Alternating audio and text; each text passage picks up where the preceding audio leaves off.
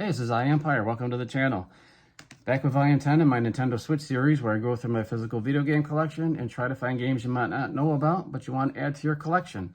And real quick, I just want to make a quick comment before I get to the games.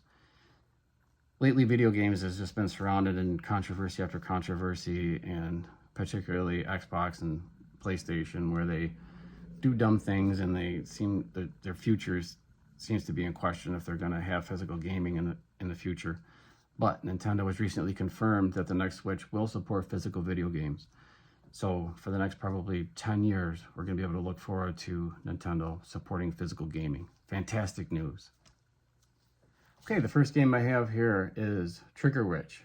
And this is a great game, and it combines action-adventure and twin-stick shooting. You play as a young witch who has decided to abandon typical witchery with magic and spells for firearms.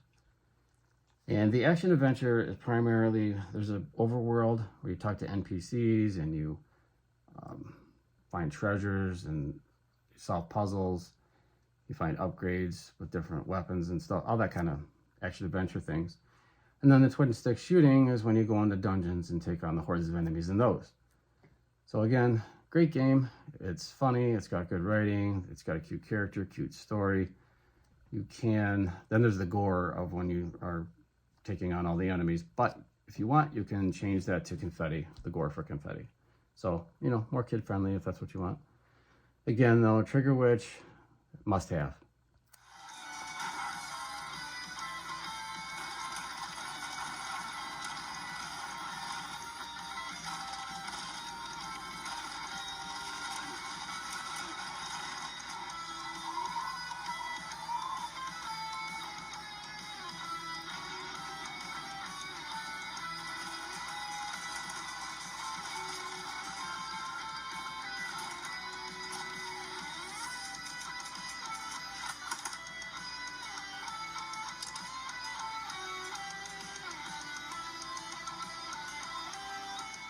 Next game I have here for you is Dark.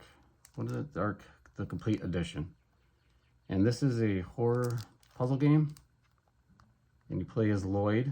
He's a young guy who goes to sleep and he wants to wake up because he's stuck in a nightmare. And the whole basic concept of the game is that he needs to find tools and objects to be able to get out of his nightmare, all while trying not to get caught by the creatures that are in his nightmare.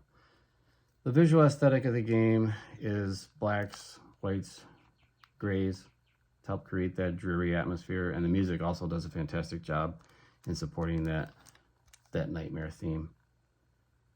So you're looking at mostly physics puzzle-based gameplay with a little bit of platforming.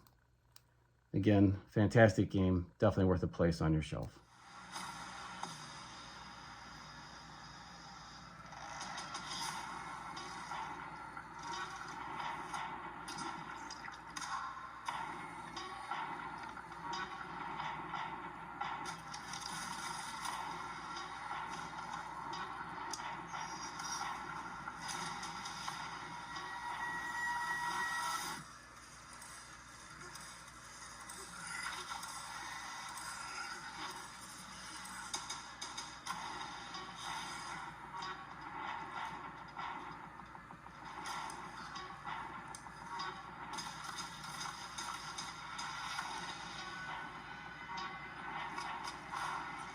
Okay, the next game I have here is Shadows Over Loathing.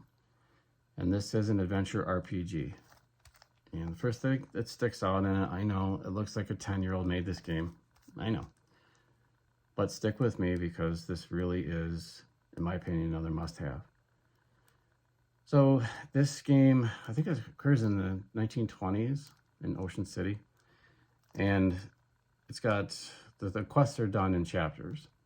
And there's a lot of exploring around in this game. So you find quests and you can find a lot of side quests. The combat is turn-based. It's pretty straightforward. There's also a rotating roster of supporting characters that you'll have with different abilities. The puzzles, huge amount of innovation in the puzzles. It always offers throwing at you something new. Again, like I said, I know that this this game looks like a 10-year-old made it, and you're like, I'm not interested in this at all. But trust me, if you're interested in RPGs at all, you really should give this a try. And I almost forgot the humor in the game. This game is so funny. It's text-based, a lot of reading in this game, but again, it's so funny that you won't mind reading it. So do yourself a favor, though, and give this a shot, and I really don't think you'll regret it. Shadows Over Loathing.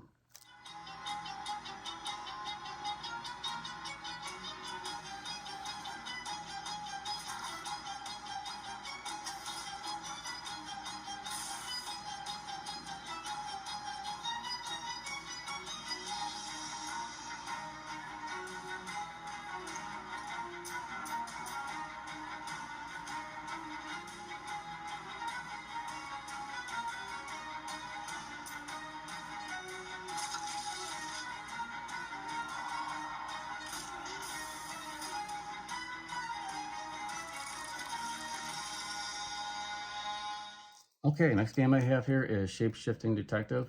It's a full motion video murder mystery. So you play as a shape-shifting detective who has the ability to shape-shift into other characters.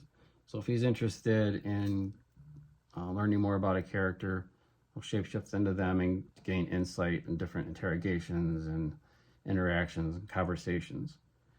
So the order that you ask questions, responses, and talk to different characters depends on the outcome of the game.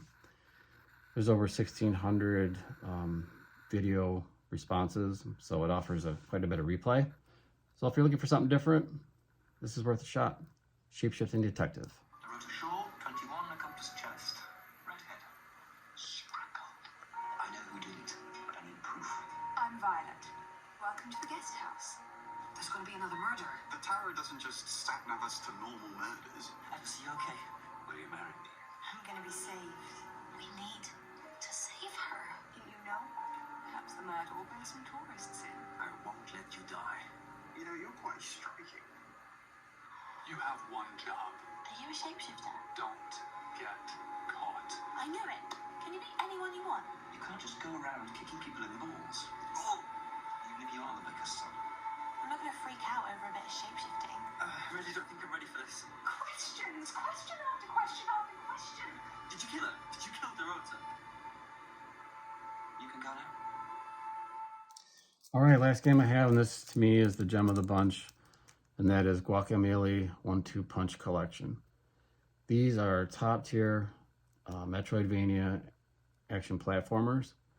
They've got it's got great combat. It's got a huge move list. It's got a great variety of enemies and bosses. It's quite often funny. It's got hand-drawn animations. It's got great atmospheric music. It's got the multi-dimensional platforming. You can swap in between the worlds of the living and the dead. These are just fantastic Metroidvania action platformers, and I can't suggest it enough. It's a game that it's not rare, but it's getting harder to find. So if you're interested in grabbing this, I would sooner than later. The price I'm not sure on, maybe 60, 70 bucks probably right now. But yeah, this is the gem of the bunch. Guacamelee 1-2 Punch.